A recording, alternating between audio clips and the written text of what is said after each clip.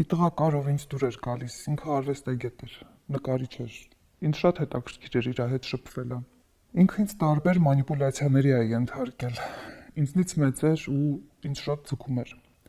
Մենք որպես այդպեսին ընկերություն չենք արել, ուղղակի շփվում էինք։ Մենք ամեն տարի գնում էինք միտեղ հանգստանալու։ Ես այնտեղ եմ ծանոթացել իր հետ։ Փոխանակվել ենք հեռախոսներով ու շփվել ենք։ Ինքն էլ էր հոգեբանականում սովորում, տենց շփվում էինք։ Ես այն ժամանակ ոչ միտեղ չէի գնացել, տենց բարեր, բաներ, չգիտեի, որ տենց գնում ես, փակ տեղեր կան, ոչ թե կուպեի պես, այլ որ աթոռները տենց էին ու տենց մութ տեղ էիր նստում։ Մի խոսքով ինքը ինձ ստիպել է, որ ես իրեն մինիետ տանեմ։ Ես այդ ժամանակ չգիտեի դա ինչ է, չնայած գնում էի համալսարան, բայց ես չգիտեի դա ինչ է ու չէի էլ հասկանում։ Ինքը բռնել էր իմ գլուխը, մազերիցս քաշում էր։ Ես չէի հասկանում ինչ է ուզում ինձանից։ Ինքը մազերիցս քաշում էր, ես հիմա որ մտածում եմ, ես օգնություն չեմ կանչել, չեմ գոռացել։ Ես չէի էլ հասկանում ինչ է դա, մինչև որ հենց այդ գործողությունը լինել է։ Շատ տհաճ էր իմ համար, հենց օրգանի հետ կապված շատ մեծ տհաճություն էի զգում։ Հիշում եմ, որ հիգիենան պահպանված չէր։ Մինչև հիմա հիշում եմ այդ համը, ոնց է իմ բերանի մեջ եղել այդ զզվանքը։ Միակ բանը, որ ես հիմա մտածում եմ, որ լավ է, որ ինքը շուտ է ավարտել իմ հետ այդ գործողությունը, թե չէ ես չգիտեմ իմ հետ ինչ կլիներ։ Գնացել էինք, նստած խոսում էինք, սովորական շփվում էինք, ու ինքը սկսեց պատժել ինձ։ Ես չէի հասկանում ինչ է, որովհետև մենք ուղղակի շփվում էինք, մենք ընկերներ չէինք, ընկերություն չէինք անում, ու ինքը տենց միանգամից սկսեց այդ գործողությունը։ Դաժե սովորական նստած էինք, նայց չի որ առանձնացված էինք, առանձին տեղում էինք, որ ինքը իրան տենց բան թույլ տար։ Մութ էր ուղղակի։ Ես դրանից հետո շատ արագ դուրս եկա այդտեղից։ Ինքը հա զանգում էր, բա ինչ ա եղել, որ էլ չես ուզում շփվել։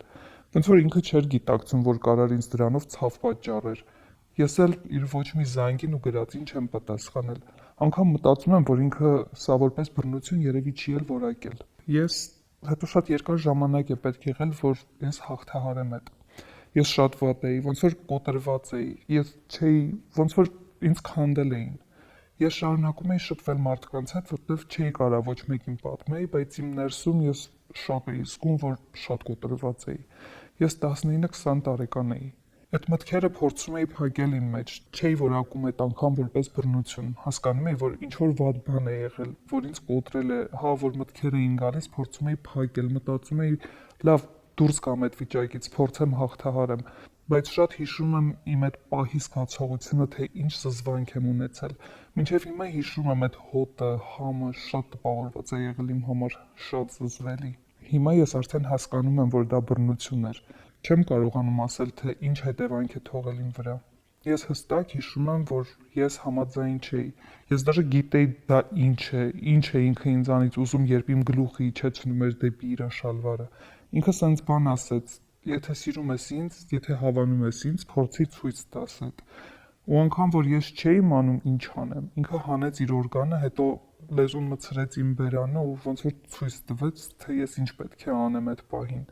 Հիմա որ հիշում եմ, շատ սենց զզվելի է։ Ճիշտն ասած, մինչև հիմա ոչ մեկին չեմ պատմել, երևի ամոթի հետ կապված, որ ամեն դեպքում մտածել եմ, որ չիմանան, որ տենց բան է իմ հետ եղել, կամ այդ մեղքի բանը, որ մտածել եմ, որ կարայի հրեի իրան։ Մտածում էի ում պատմեի, կարային ասեին, որ իմ մեղավորությունն է։ Պարզ է, որ բառ էի գնացել, պետք է տենց բան լիներ, հատկապես այն թվերին։ Ծնողներիս հաստատ չէի կարող պատմեի։